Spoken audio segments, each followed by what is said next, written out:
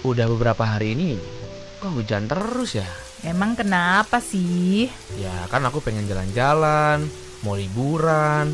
Masa liburan di rumah terus? Ya ampun, gitu aja murung. Justru karena lagi hujan, bagus buat istirahat. Lakuin aktivitas produktif di rumah, baca buku, nonton tayangan bermanfaat. Kan healing itu gak harus keliling-keliling. Aduh. Iya tapi kan bosen. Rasanya pengen robos hujan aja nih buat jalan-jalan. Aduh, hujan lebat plus angin kayak gini bisa buat kamu masuk angin. Kalau sampai kehujanan, demam, terus gak bisa sekolah, siapa yang susah? Nah udahlah, baca komik aja. Nah, gitu dong. Kanal informasi dan inspirasi terus ada.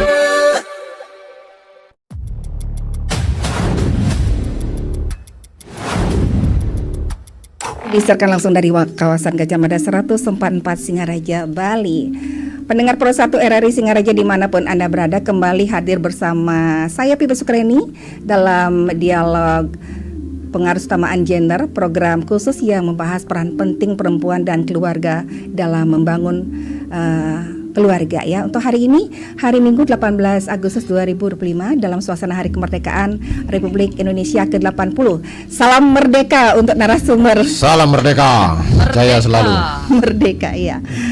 Pendengar, peran penting PKK dalam pembangunan itu yang akan kita bahas pada kesempatan siang hari ini di acara dialog ya. Dan juga kami live YouTube RRI Official. Untuk Anda yang mau komen-komen silakan nanti di sana di RRI Official ya, YouTube RRI Singaraja Pro 1. Seperti yang kita ketahui pendengar, PKK bukan hanya organisasi perempuan, tetapi gerakan masyarakat yang sangat strategis karena bergerak langsung dari dan untuk keluarga. Melalui 10 program PKK, organisasi ini telah membuktikan kontribusinya dalam berbagai aspek pembangunan, kesehatan, pendidikan, ekonomi hingga lingkungan.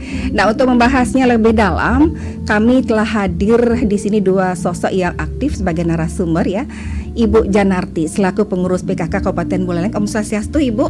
Om Swastiastu. Ini. Kemudian yang kedua, Bapak Kadis P2 KBP 3A Kabupaten Buleleng, Bapak Rian Pustaka. Om Swastiastu. Nggih, Om Swastiastu. Sapenapi gatre niki ibu-ibu bapak-bapak. Astungkare. Astungkare, Ya, cek. Iya. Itu lagi satu Ibu ya, Ibu pendamping Swastiastu Ibu. Nggih. Nggih, seperti yang kita sampaikan tadi ya untuk narasumber ini terkait dengan topiknya peran penting PKK dalam pembangunan begitu ya.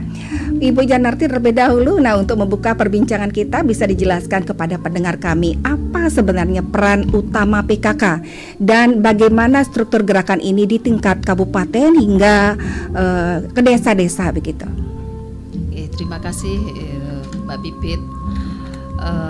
Sebelum Tiang menyampaikan, mohon izin dulu sekiranya interaktif di siang hari ini Ibu Ketua kami Nyonya Wardani Sucitra sangat ingin hadir sebenarnya, namun kesibukannya tidak bisa ditinggalkan, terutama sekarang dalam rangka persiapan Buleleng Festival. Iya, pembukaan ya Ibu Janarti ya. Oke. Hari ini akan dibuka sekitar jam 17. Beliau ternyata ada menerima tamu, terus kemudian ada stand edukasi juga, betul, PKK dan sebagainya. Iya. Jadi mohon maklumnya, saya diminta untuk bisa menghadiri di sini. Iya, baik Bu Janarti, mungkin juga kami bermaklumkan kepada para pendengar yang sudah menerima e-flyer begitu ya. E-flyernya sudah beredar soalnya ya. Jadi di sana terpampang Ibu ya, Ibu Nyonya Wardani Sucitra begitu. Tapi enggak usah kecewa karena ada juga pengurus PKK yang hadir di sini ya, Ibu Janarti. Silakan Ibu. Semoga tidak mengurangi arti dan nggih, tenapi. Jadi betul sekali tadi yang disampaikan oleh Mbak Pipit bahwa PKK mempunyai peran yang sangat penting dan strategis dalam pembangunan nasional. Sebelumnya Tiang sampaikan lagi bahwa PKK adalah pemberdayaan dan kesejahteraan keluarga. Kalau sering disebut di masyarakat kan PKK perempuan kurang kerjaan. Tidak juga ya, itu Iya. diplesetkan itu. Padahal sebenarnya tadi memang sangat strategis sekali dalam pembangunan sebagai mitra kerja daripada pemerintah. Iya. Baik dari tingkat pusat sampai dengan Desa gitu ya. bahkan di desa itu ada yang namanya PKK dusun dan kelompok desa Wisma gitu nggih. Jadi PKK merupakan gerakan nasional yang bertujuan memberdayakan keluarga untuk meningkatkan kesejahteraan menuju terwujudnya masyarakat yang sejahtera, maju dan mandiri. Nah, dalam hal ini berarti PKK juga sebagai penggerak partisipasi masyarakat, kemudian membantu meningkatkan kesejahteraan keluarga, pendidikan dan pembinaan generasi bangsa, kemudian mendukung pengarus utamaan gender Betul, yang iya. tadi sudah disampaikan, dan kebetulan yang membidangi dan ahlinya sudah ada di samping saya, Iya. yaitu Bapak Kadis P2 KBP 3A. Kabupaten Buleleng.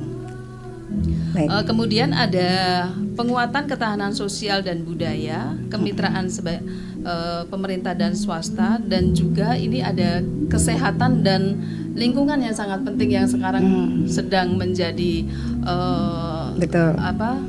topik perhatian, pembicaraan iya, di seluruh dunia itu. Iya. Nah, dengan visi dan misinya PKK itu bahwa kita mewujudkan keluarga yang beriman, yang bertakwa kepada Tuhan Yang Maha Esa, berakhlak mulia dan berbudi luhur, sehat, sejahtera, maju dan mandiri, kesetaraan dan keadilan gender, serta kesadaran hukum dan lingkungan. Jadi di sini PKK itu membantu dalam meningkatkan pembinaan karakter keluarga. Iya.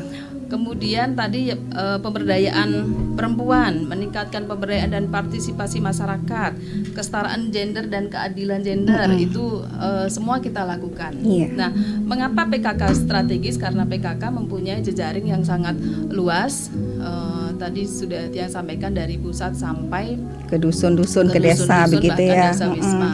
Nah, melalui jejaring yang sangat kuat ini diharapkan informasi, sosialisasi, edukasi itu berantai bisa dilakukan. Jadi informasi yang sangat penting dan strategis itu bisa sampai masyarakat yang paling bawah. Yang paling terpencil mungkin Iya. juga ya Bu Janarti ya. Iya. Sampai dusun-dusun itu bisa terakomodir begitu informasi-informasi yang ada dari pusat begitu ya, dalam hal ini dari kabupaten begitu ya. Iya, Baik, oke deh. Nah, selama ini masyarakat mungkin melihat PKK sebagai kegiatan ibu-ibu saja seperti yang disampaikan Ibu Janarti tadi. Apa tadi? Perempuan Kurang kerjaan. kerjaan. Iya, tapi sebenarnya bagaimana nih PKK berperan dalam mendukung pembangunan yang lebih luas di Kabupaten Buleleng? Mungkin dengan Bapak Riang dulu. Ya. Iya, oke. Biar tidak diplesetkan itu ya. Baik, makasih mendengar radio RRI Pro 1 dimanapun berada. Tentu saya sangat berbahagia ya kembali diberikan kesempatan untuk kita bersama-sama berbicara, membahas dan terus sosialisasikan lah kesempatan ini bagaimana sebenarnya kondisi pemberdayaan gender kita di Buleleng ini kan begitu. Nah, hari ini kita dikaitkan memang dengan peran PKK. Peran PKK. Tadi sudah disampaikan oleh Bu Janarti selaku pengurus di PKK Buleleng juga. Memang PKK ini menjadi agen-agen perubahan kita. Ya, masuk sampai di dalam keluarga. Karena kondisi gender kita, kesetaraannya itu kalau diukur dari beberapa indikator, beberapa kali sudah saya sempat singgung juga. Buleleng ini tergolong masih perlu kita lakukan ya upaya-upaya lebih maksimal. Ya, misalnya saja di indikator indeks pemberdayaan gender kita. Jadi di indeks pemberdayaan gender kita itu kita masih di angka 66,71. Ya. Persentasinya itu. Iya, jadi persentase kita di bawah provinsi Bali memang. Kalau di provinsi Bali itu sudah 74.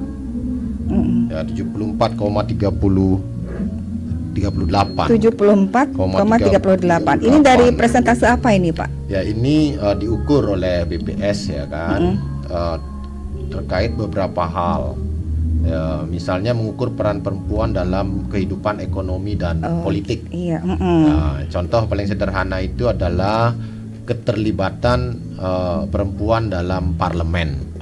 Dalam parlemen. Jadi kita mengalami penurunan jumlah misalnya. Iya. Oke. Kalau periode sebelumnya anggota DPRD kita yang dari perempuan itu ada kurang lebih 8. Nah, kalau sekarang mungkin sudah menurun jumlahnya sekitar 4 itu misalnya kan. Iya. Itu jadi ada penurunan. Penurunan. Kemudian di tenaga kerja profesional juga itu berpengaruh. Kalau kita contohkan saja misalnya di di jabatan tinggi pratama di PMK Buleleng misalnya gitu. Misalnya ada 29 JPT tapi hanya 4 diisi oleh perempuan. Gitu kan. 25 dari laki-laki gitu. Iya, okay. Yang berikutnya juga dari sumbangan dalam pendapatan kerja. Nah, ini jadi masih lebih banyak juga diisi dari sumbangan laki-laki pendapatannya itu. Karena di angka yang kita dapatkan dari BPS itu telah dilakukan tentu survei dan segala macam dari statistik. Iya, kita BPS. masih di angka 39,55 atau 40. Berarti 60% itu sumbangan pendapatan kita itu masih oleh laki-laki. Oleh karena Iya, kalau saya dengar tadi semua pada menurun nih, tentu ada penyebabnya nih, Iya. Pak. Apa kira-kira penyebabnya nih? Ya, baik. Ini harus kita pelajari lebih jauh, lebih dalam. Ya kan, coba kita ikuti sekarang perkembangan tren. Misalnya kalau di partisipasi di parlemen, kayaknya masih ngekoh berarti. Ngekoh ibu-ibu itu masuk dalam urusan politik. Karena kenapa? Kemungkinan besar ini kita tidak dilatih mulai dari dalam keluarga itu. Ya, misalnya pengambilan keputusan dalam keluarga, misalnya mau berbuat sesuatu. Dari kecil baik anak perempuan maupun anak laki-laki kita masih harus tanamkan keterlibatannya. Suara anak, suara baik anak laki-laki maupun anak perempuan dilatih kita dengarkan dulu. Nah, kemudian juga ibunya ada di sana. Contoh kan kita misalnya di pertanian misalnya nih, pertanian. Punya hasil cengkeh gitu misalnya, hasil cengkeh. Kebun ya. Nah, hasil kebun gitu misalnya. Begitu datang ada saudagar yang datang mau membeli, mau majeng begitu ya. Mau majeng, suami ini misalnya bapak ini mau ndak dulu mendengar suara pendapat dari keluarga baik istri maupun anak-anak. Itu anak-anak juga kita sudah kategorikan baik anak laki maupun anak perempuan, gitu kan. Nah, kemungkinan ini sudah berlangsung lama. Keputusan itu selalu diambil oleh orang tua, oleh bapaknya saja. Sehingga apa-apa mau beli kendaraan, mau menjual hasil, mau membangun rumah, mau apa begitu. Itu sudah bapak yang memutuskan. Yang suara dari ibu ataupun anak-anak laki perempuan kita tidak dilatih seperti itu secara maksimal. Saya mohon maaf bagi bapak ibu keluarga yang sudah menjalankan demokrasi seperti itu, saya ucapkan terima kasih. Tapi data kita kan menunjukkan secara Buleleng masih turun, gitu kan? Berarti masih banyak keluarga-keluarga di Buleleng ini, antara lain kalau kita bicara persoalan partisipasi politik perempuan dalam parlemen, berarti kan kesempatan untuk berkumpul, berpendapat, mengambil keputusan itu tidak terlatih terus-menerus dalam keluarga. Oleh karena itu ini harus kita bangkitkan melalui KI ini. Itu contoh. Apa hanya itu saja penyebabnya? Banyak. Tentu banyak. Itu cuma salah satu. Salah satu saja. Makanya mulai sekarang ini kita dengan PKK ini sangat bagus kan karena sudah jaringannya langsung ke ke desa-desa, desa-desa, ke ke dusun keluarga-keluarga gitu ya, begitu. iya. Kita mengukurnya mulai didengarkan enggak suara dari ibu-ibunya ini. Kayak gitu kan. Kalau misalnya ada paruman desa. Nah, kita di Bali ini paling kental itu kan desa adat. Iya. Kita masih belum melihat, saya belum tahu ini, belum melihat kalau ada kelian adatnya dari perempuan. Ya kan? Nah, entah bagaimana perarem dan atau hasil awik-awik dan tidak tahu kita sejauh mana itu mungkin belum ada memungkinkan sampai ke sana sehingga kelian adatnya belum ada yang perempuan. Yang ada hanya kepala desa ya Pak ya? Kepala desa sudah ada ya kan. Tapi kalau paruman itu coba berapa persen dilibatkan perempuan? Karena melatih perempuan itu untuk bersama-sama membuat keputusan itu adalah bagian dari pelan-pelan kita melatih perempuan bersuara dan aktif dalam dunia politik. Ya, karena dunia politik itu kan menyampaikan aspirasi dia. Iya. Ya. Sementara yang ikut parum, yang ikut rapat, Laki-laki itu kan saja. lebih banyak lah saya katakan Iya. begitu, cenderung. Ayo ada paum gitu, misalnya di Banjar yang ikut paum gitu misalnya. Silakanlah sesuaikan. Pasti kita lihat lebih banyak yang bapak. Iya, Itu barangkali persoalan tidak, salah satu. barangkali tidak diwajibkan yang perempuan gitu. Kebanyakan laki-laki saja. Sebenarnya sudah menjadi tradisi yang harus kita dorong ada berubah. Tidak ada kata wajib saya rasa. Tidak ada kata wajib. Tapi begitu ada parum pasti udah bapaknya yang hadir. Nah, ini budaya. Itu Budaya, makanya kita tradisi, buat ya. pengaruh utamaan Utamaan gender gender. ini kan itu tuh, Bu. Iya. Jadi budaya yang selama ini dibentuk oleh masyarakat yang menimbulkan adanya ketidakadilan gender. Stereotip, suborganisasi, beban ganda, marginalisasi, kekerasan, itu kan bagian-bagian dari ketidakadilan gender yang dialami oleh masyarakat kita, yang dibentuk oleh budaya, yang tidak selamanya itu menjamin adanya keadilan gender, baik peran laki-laki dan perempuan, tidak menjamin itu. Makanya kita butuh sekarang ini pengaruh utamaannya. Iya. Gandenglah sekarang dengan PKK. Iya. Mudah-mudahan terus ini PKK mengetahui di Posyandu, masuk di Pokja 1, Pokja 2 dan seterusnya masuk kita. Mudah-mudahan. Iya. Mudah-mudahan Dari sana belajar bicara begitu ya. Berpendapat Dan lain sebagainya. Kalau sudah biasa bicara berpendapat di depan publik gitu Publik, kan. minimal nanti begitu ada event 5 tahunan.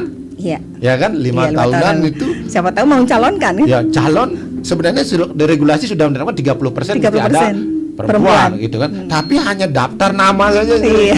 Begitu suaranya mau kampanye, mau apa dan Ya. seterusnya masih belum gimana? Mundur ya? belum Belum meyakinkan yakin. pemilih gitu kan. Buktinya hanya terpilih sedikit begitu kan. Gitu ya. Kalau bisa meyakinkan pemilih, oh benar ini nih, memang walaupun perempuan tapi kemampuannya luar biasa Iya, kan begitu. betul. Meyakinkan pemilih di Buleleng sehingga suaranya Iya. banyak, duduk dia jadi Iya.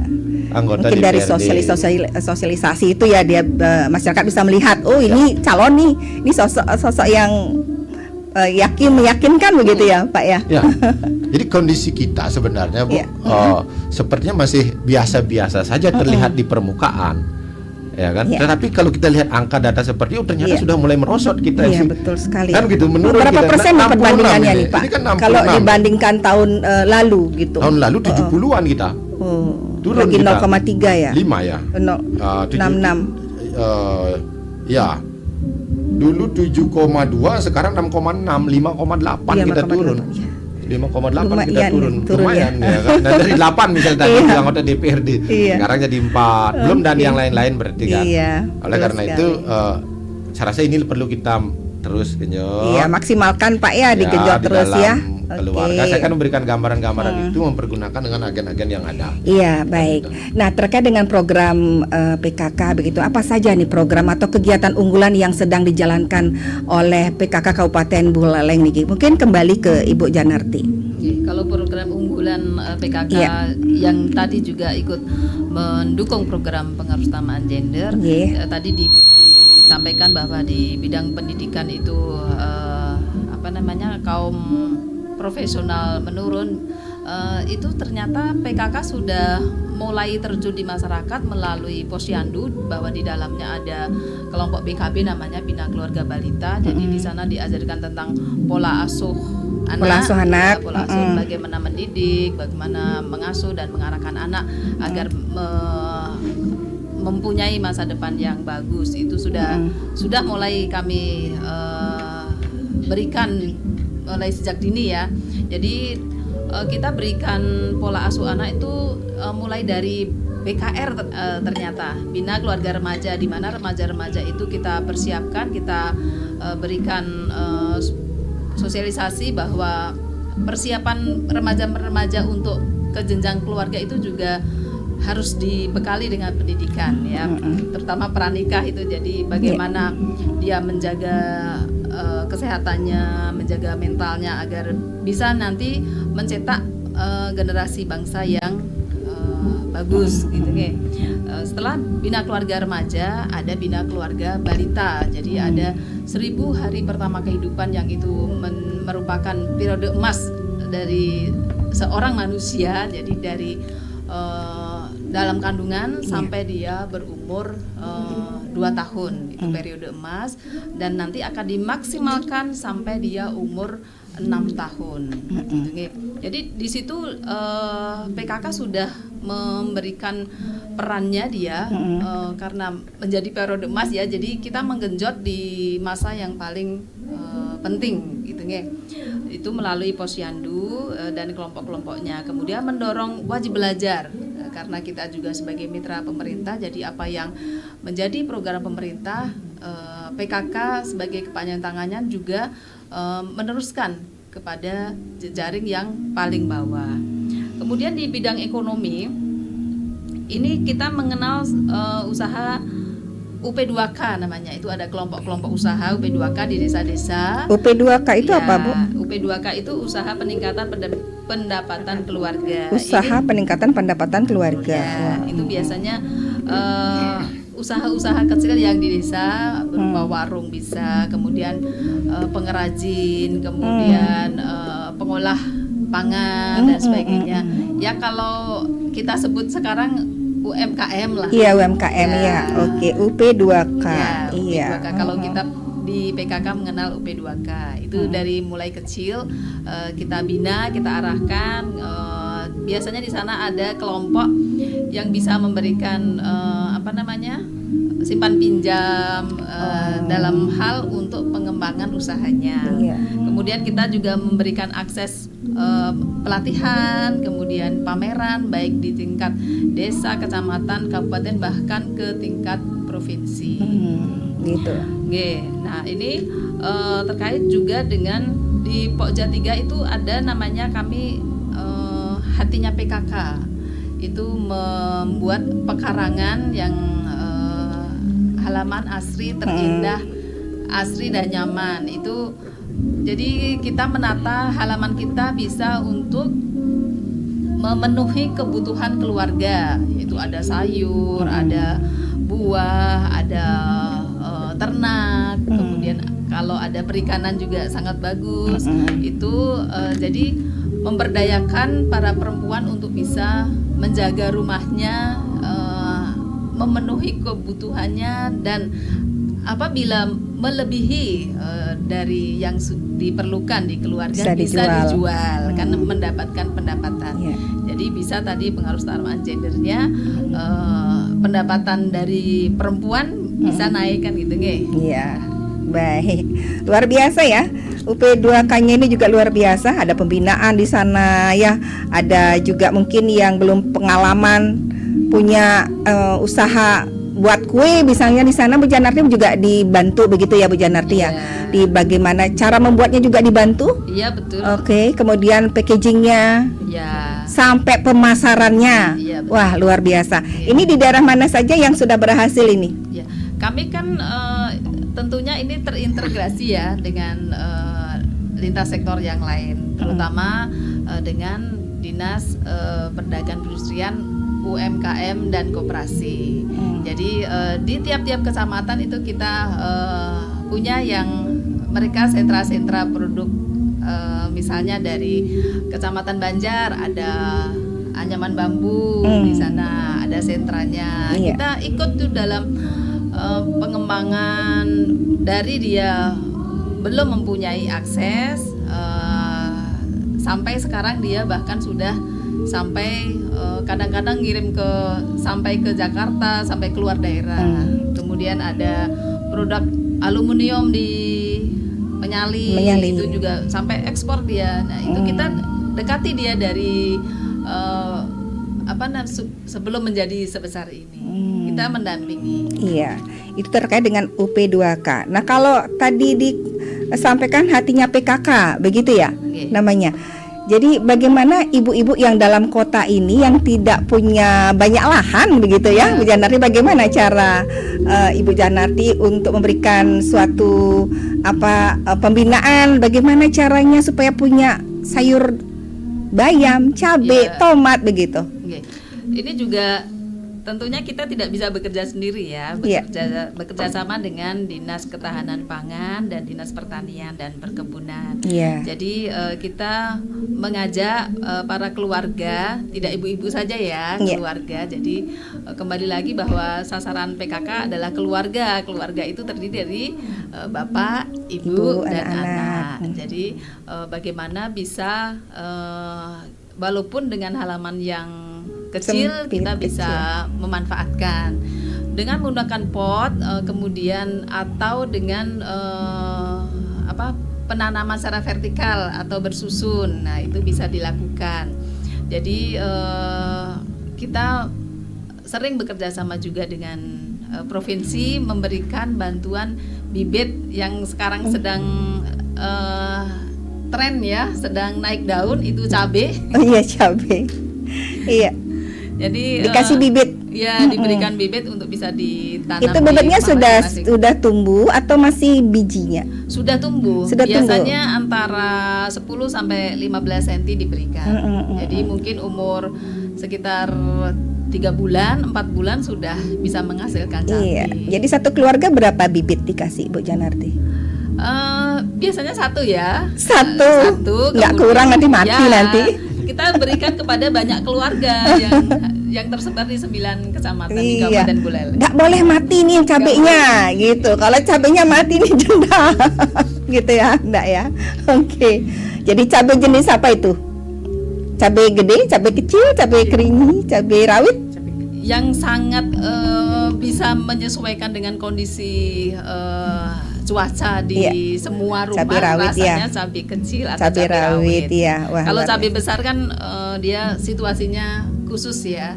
Baik. Biasanya di tempat yang dingin. Oke, kita akan terima penelpon ya, Ibu Bapak. Oke. Silakan. Untuk Anda yang mau join di sini silakan di 24644 atau juga di WA call kami di 0811 399 9790. Sudah ada yang masuk, kita terima dulu penelpon pertama. Halo, selamat siang. Selamat siang, Om Swastiastu. Om Swastiastu. Ini dengan Om Swastiastu, Bu Bu Janarti, pengurus PKK Kabupaten Buleleng. Om Swastiastu, Bu Janarti. Sama iya. Dengar Ibu, dengar ya. Iya, agak gini ya, soalnya di Wantilan, maaf, di Wantilan ada kegiatan, jadi masuk suaranya. Gimana Ibu? Bisa dengar? Coba. Silakan. Pak, halo Pak Juru Ketut Maliarseng ya? Inge, kecil sekali suaranya Bapak. Tumben iki kecil suaranya. Oh, padahal sudah di. Ya, coba sekarang tuh. Ya, Sudah oke. di stereo. Sudah di stereo, Mbak. Inge. Bisa. Ini karena ada kegiatan. Yang terhormat Ibu dan Bapak yang hadir sebagai narasumber dalam tema yang dibawakan PKK. Inge. Peran penting PKK dalam pembangunan Bapak. Iya, pentingnya Dalam pembangunan. Inge. pembangunan. Yang dibawakan ini boleh dikatakan ya luar biasa, karena kalau berbicara masalah PKK itu di dalamnya ada pembinaan, ada disebut pemberdayaan, ada kesejahteraan keluarga. Jika ditilik dari singkatannya ini adalah luar biasa fungsi dan manfaat PKK sebagai membantu pemberdayaan pembangunan, terutama kalau ibu wakil, kalau ibu bupati yang hadir itu luar biasa juga. Tapi ibu ini yang juga luar biasa. Nggih, maaf Pak nggih, Ragani tak bisa hadir hari ini. Karena pembangunan PKK jadi ada unsur membina, memberdayakan, mendidik, bahkan mengayomi para keluarga khususnya di daerah Buleleng. Itu yang pertama. Kemudian yang kedua ada kata kesejahteraan. Artinya ada unsur mewujudkan mensejahterakan keluarga dan bangsa sehingga bisa menurunkan angka kemiskinan. Keluarga yang terbina dengan baik dan mewujudkan kesejahteraan. Pertanyaan siang adalah, maaf Ibu, sumber, apakah ini sudah tercapai secara maksimal di Kabupaten Buleleng? Kemudian tadi sudah disampaikan menurut pengantar acara moderatornya Mbak Pipit, itu ada 10 program PKK. Dari ke-10 program PKK ini, kira-kira yang mana sudah berjalan dengan baik atau semua bisa berjalan walaupun belum optimal?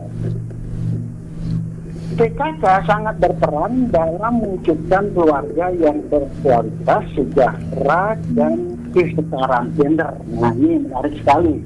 Jadi Pak Rian, Inggih, Pak Jero. Alhamdulillah sudah ada waktu ini, sudah bertemu juga di Barang. Menurut Bapak tadi adalah di Buleleng masih ada kelemahan untuk kesetaraan gender. Tadi ada diuraikan, lalu ada rata-rata atau kaum itu yang datang. Nah, ini tidak salah. Nah, mungkin Bapak juga merasa. Kenapa?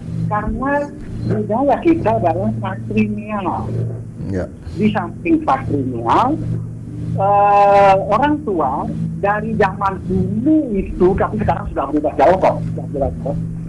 Nah, awalnya udah boleh, tegas-tegas masih karena dua anak. Ya, betul. Kan sudah bisa. Itu memang dari dulu begitu.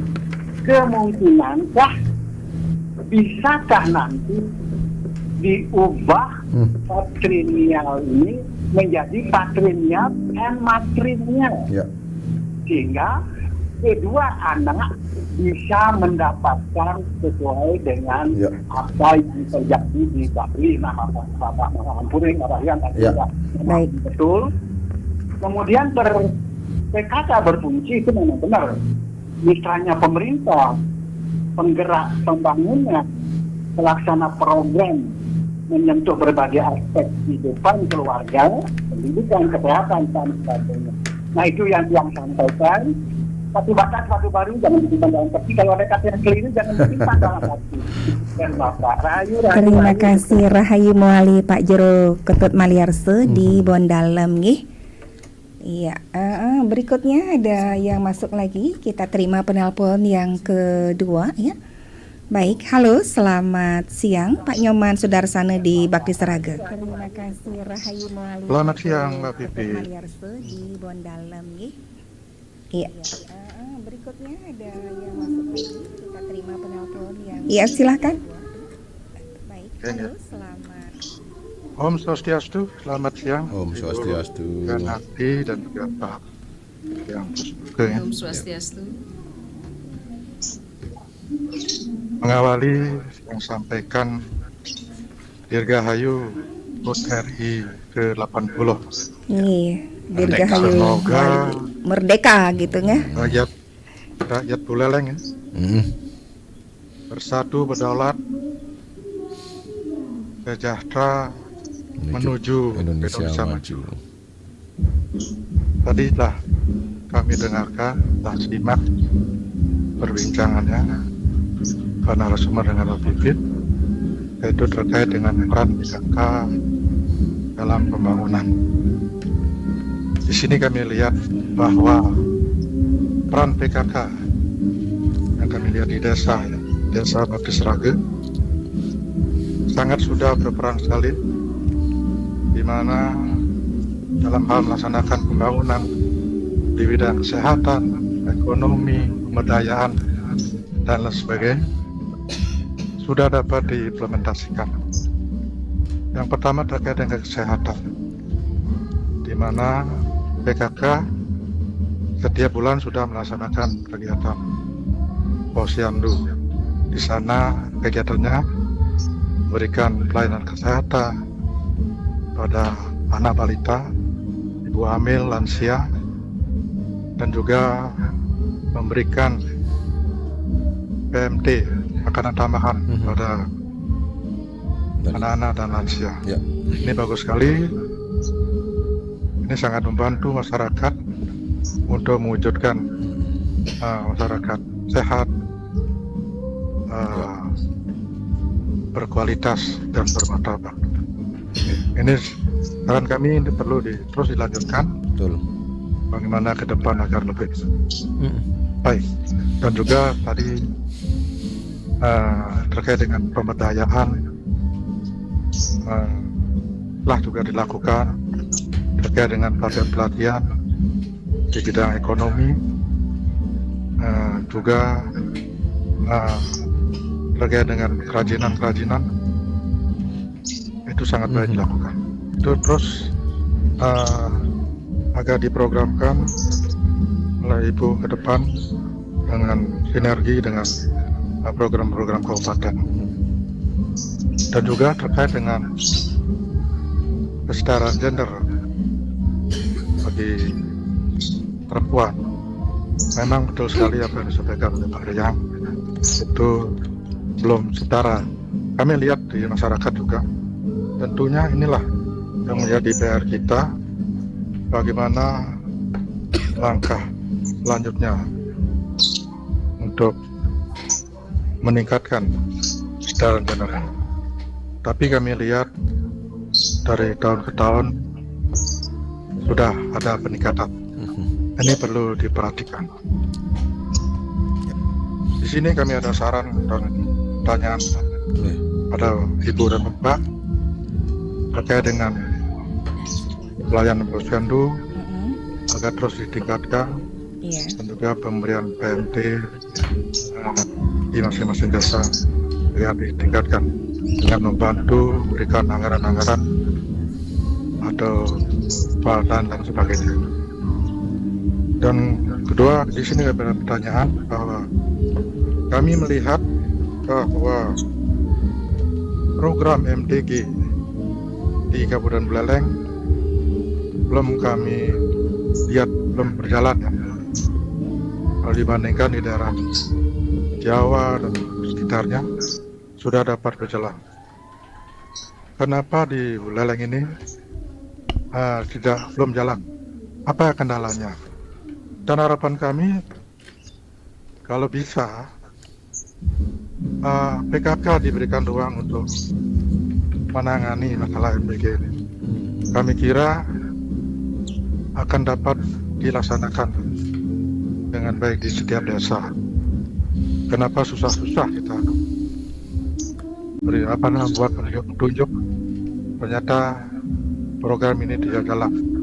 Karena MDG ini menurut pandangan kami sangat bagus sekali untuk memberikan gizi kepada anak-anak kita, sehingga ini merupakan potensi yang berdampak baik bagi anak-anak kita ke depan, dan merupakan investasi bagi kita semua. Dan juga program-program apa yang akan dilaksanakan oleh tim penggerak PKK Kabupaten untuk menunjang kemajuan masyarakat Buleleng ke depan. Sekian, terima kasih. Lebihnya mohon maaf. Terima kasih Pak Nyoman Sudarsana. Om Santi. Pak Sudarsana di Bakti Seraga. Oke, kita tanggapi dulu ya penelpon pertama dari Pak Jero Ketut Maliarse yang ada di Bondalem. Ya, terima kasih Ibu Pipit teruntuk Bapak Ketut Maliarse. Ini terkait dengan program-program PKK apakah sudah berjalan. Terima kasih Bapak partisipasinya dan perhatiannya kepada kami ya. Dari 10 program pokok PKK itu semuanya tidak bisa kami lepaskan satu persatu ya. Jadi karena semua 10 program pokok PKK itu terkait dengan kehidupan kita sehari-hari, jadi merupakan integrasi.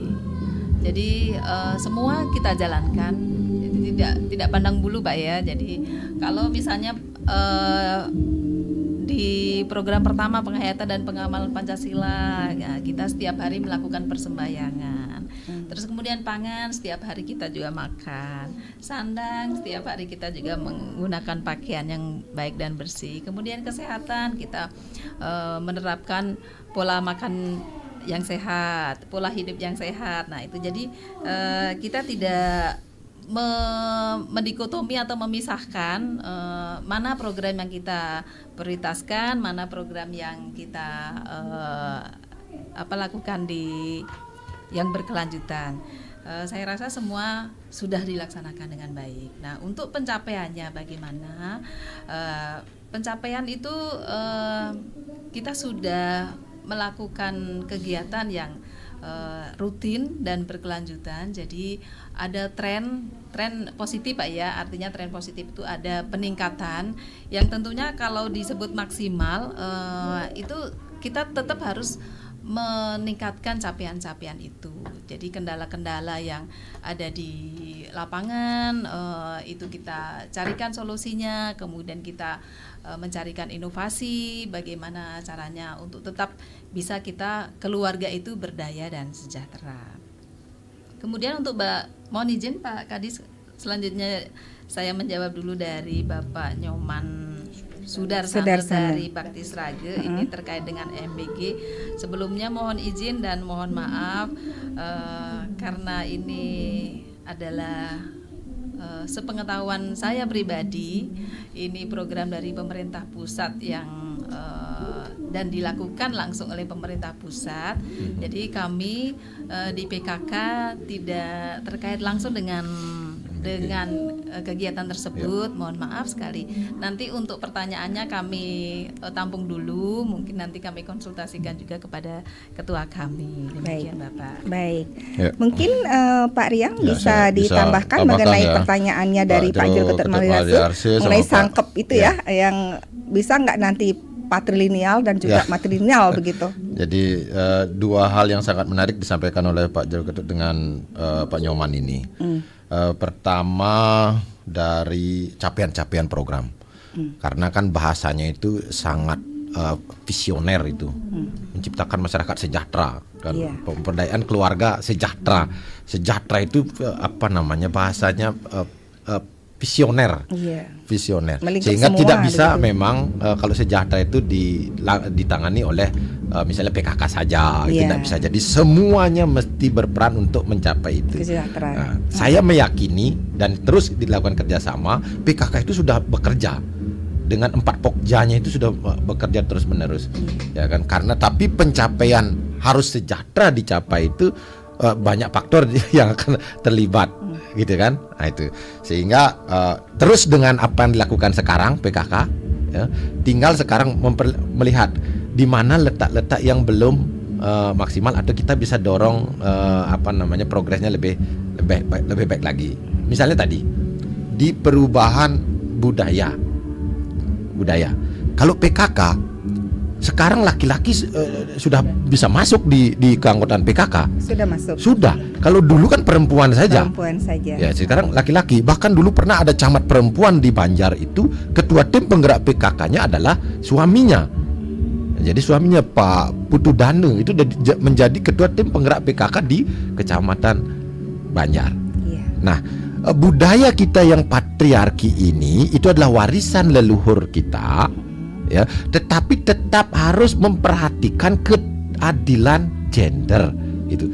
Kita tidak bisa bilang oh ini sudah budaya yang kita terima dan harus kita lestarikan, sementara ekses dari budaya patriarki itu menyebabkan banyak hal. Misalnya, kalau kita masih mempertahankan terus laki-laki adalah raja, laki-laki yang paling berkuasa, ya kan? Peranannya semuanya paling penting. Itu kalau kita melihat di budaya patriarki. Tidakkah menimbulkan ekses yang semakin besar? Ternyata kita sudah ukur ini, eksesnya makin besar kita rasakan. Kalau kemudian semua hal dilakukan oleh laki-laki, ibarat kaki kita hanya kaki sebelah yang berjalan dalam pembangunan ini, maka lajunya tidak begitu cepat. Maka sekarang kalau kelihatan pembangunan kita menjadi agak sendat, ya, kemungkinan kaki kirinya belum ikut juga berjalan, baru kaki kanan gitu. Berarti budaya patriarki, benar masukannya Pak Juru ini, harus juga dirubah atau diimbangi, disesuaikan gitu. Kata-kata orang bijak kan begitu. Kalau budaya terus kita makan, maka kita kan mesti berubah, disesuaikan.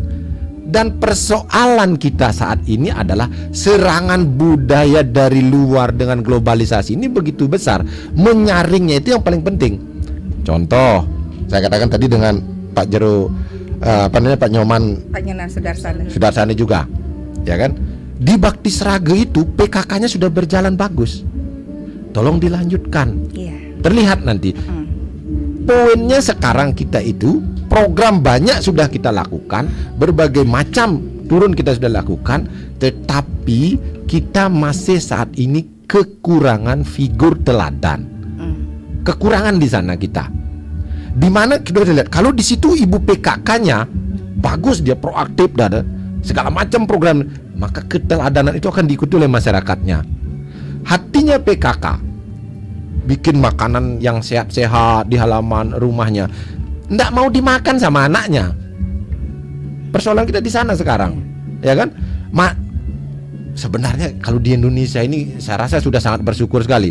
Saya datang ke pasar, lihat semua jajanan semua atau dagangan semua di pasar itu tuh, yang pasar pagi itu sederhana, semua yang segar-segar semua.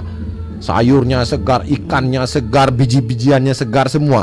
Persoalannya sekarang kita ini, remaja kita tidak mau mengikuti mengkonsumsi makanan tersebut. Karena kenapa? Karena kita juga sering, ya, dalam tanda kutip, memperlihatkan perilaku-perilaku yang tidak itu. Misalnya contoh sederhana, karena kita sibuk semua ini mau masak cari yang instan. Iya kan? Cari yang cepat saji. Ya, yang penting anaknya bisa cepat mau makan. Ya, kita latih dia. Rebuslah mie instan, bikinlah yang junk food biar cepat. Ya, kita yang memberikan keteladanan itu. Tapi kalau kita latih kemudian manfaatkan dong hatinya PKK yang ada. Semua itu terungnya, sayur bayamnya ada, ikannya ada, telurnya ada. Nah, latih masak makan makanan itu, ya kan? Maka remaja akan mengikuti. Persoalan kita di sana catatannya sekarang. Sekarang sudah berbeda nih, di jalan-jalan banyak sekali makanan-makanan itu yang saya katakan serangan budaya yang tidak tepat. Makanya tidak bisa kami ini hanya dengan PKK, harus semua kita nih bersama-sama. Tapi harus dimulai. Dimulai dari peran-peran tokoh-tokoh panutannya. Nah, Pak Ketut sudah memberikan contoh, Pak Nyoman sudah memberikan contoh. Termasuk tadi itu disinggung oleh Pak Jero Ketut, bisa enggak nanti warisnya itu dibagi kan gitu yang perempuan juga dapat. Kan gitu kan? Ya, kalau patriarki kan hanya laki-laki saja yang dapat. Saja, betul. Ya kan? Itu terus kalau ini terus-menerus kita wariskan, ya kan? Maka pasti Bali akan selalu menjadi lambat dalam proses pembangunannya. Pasti dia, karena tidak punya jaminan dia begitu dia menikah gitu misalnya. Tidak ada jaminan dapat sesuatu. Iya dapat kalau suami yang memang memiliki penghasilan yang cukup atau segala macamnya, ya kan? Tapi kalau kemudian mulai ada kebijakan. Kalau keputusan MDP sebenarnya di tingkat provinsi sudah ada. Cuman kita belum dipraktekkan secara menyeluruh. Sebenarnya dapatnya Aswun yang perempuan, yang laki-laki dapat ategan. Gitu kan? Nah, harus dimulai. Ini. Tapi banyak yang belum memulai dan yang perempuan nggak dapat apa-apa. Itu persoalannya kita belum menerapkan sanksi. Oh, ada betul sekali. Iya kan? Kalau itu kemudian kita bangun dalam adat kita, gitu, mulai dari tadi itu keputusannya ada sedikit semacam mulai keterlibatan perempuan dalam paruman. Ini kan yang paum bapak-bapak semua. Jadi yang didengar sekali-sekali yang terlibat lebih banyak itu yang perempuan rapat. Sehingga ayo dong kita buat perarabnya rubah. Di desa ini mulai rubah perarabnya. Yang perempuan mesti harus dapat asun. Walaupun gitu. Asun gitu istilahnya kan. Nah, mulai berubahlah di desa itu. Iya.